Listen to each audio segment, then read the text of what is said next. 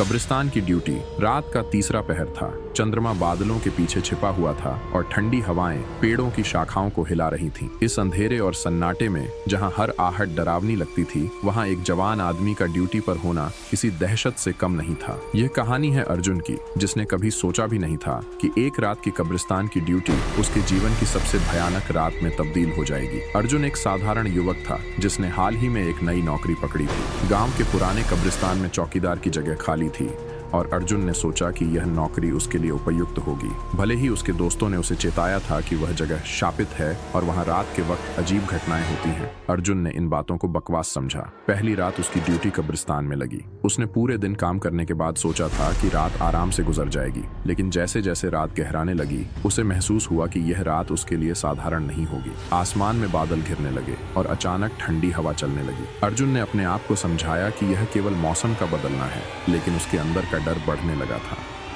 रात के करीब 2 बजे अर्जुन ने दूर से किसी की धीमी धीमी आवाजें सुनी। पहले उसने इसे अपना भ्रम समझा, लेकिन जब वह आवाजें लगातार तेज होने लगीं, तो उसका दिल जोर जोर से धड़कने लगा। उसने टॉर्च उठाई और उस दिशा में चलने लगा जहां से आवाजें आ रही थीं। जैसे ही वह पुराने चर्च के पास पहुंचा, उसे वहां कोई दिखाई नहीं दिया, मगर अचानक उसे अपनी पीठ के पीछे किसी के होने का एहसास हुआ। अर्जुन ने जैसे ही पीछे मुड़कर देखा, उसके सामने एक काली परछाई खड़ी थी।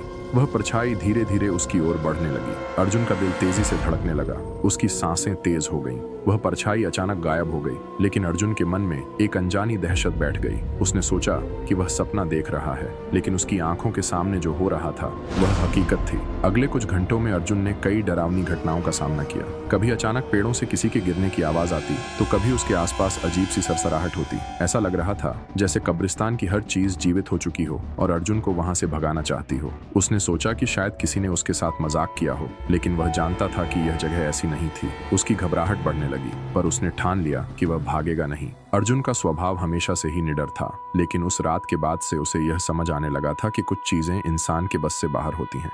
रात के अंतिम पहर में अर्जुन को दूर से एक अजीब सा साया दिखाई दिया। यह साया इंसानी आकार का था, लेकिन उसकी चाल में एक अजीब सा भारीपन था, जैसे वह कोई जीती जागती चीज न होकर कोई आत्मा हो। अर्जुन ने उस साये का पीछा किया और वह उसे कब्रिस्तान के उस हिस्से में ले गया जहां सालों पहले एक भयानक हादसा हुआ था। वहां अर्जुन ने देखा कि एक पुरानी कब्र से धुआं निकल रहा था। वह कब्र एक रहस्यमयी और खतरनाक कहानी को छुपाए हुए थी, जो गांव के कुछ बूढ़े लोगों को ही मालूम थी। अर्जुन का सामना उस भयानक सच्चाई से होने वाला था जिसे जानकर उसकी दुनिया ही बदल जाती। अर्जुन ने महसूस किया कि वह साया उसे किसी बड़े रहस्य की ओर ले जा रहा है। उसने हिम्मत जुटाकर कब्र के पास जाकर देखा। कब्र की पट्टी पर पुराने अक्षरों में लिखा था, यहाँ वह आत्मा कैद है जो कभी नहीं मरेगी। अर्जुन के दिमाग में अचानक पुरानी कहानियां गूंजने लगीं, जो उसकी दादी सुनाया करती थीं।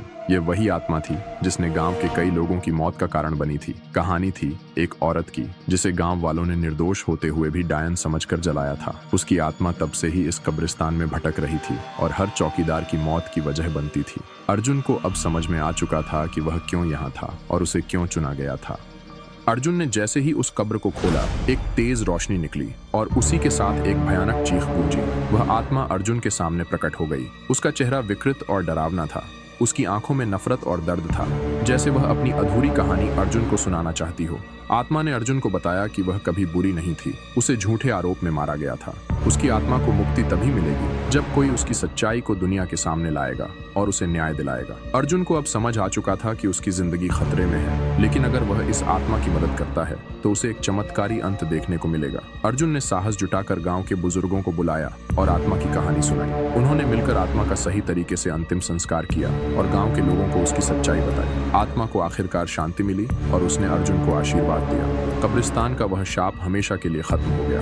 अर्जुन की बहादुरी और सच्चाई के कारण न केवल उसकी जान बची, बल्कि गांव के लोगों को भी उस आत्मा के आतंक से मुक्ति मिली। अंत में अर्जुन को समझ आया कि कभी कभी डरावनी घटनाएं भी सच्चाई और न्याय की ओर इशारा करती हैं। यह कहानी डर और सस्पेंस से भरी हुई थी, लेकिन इसका अंत एक चमत्कारिक मोड़ पर हुआ। अर्जुन ने अपनी निडरता और सच्चाई से न केवल खुद को बल्कि गांव के लोगों को भी बचाया।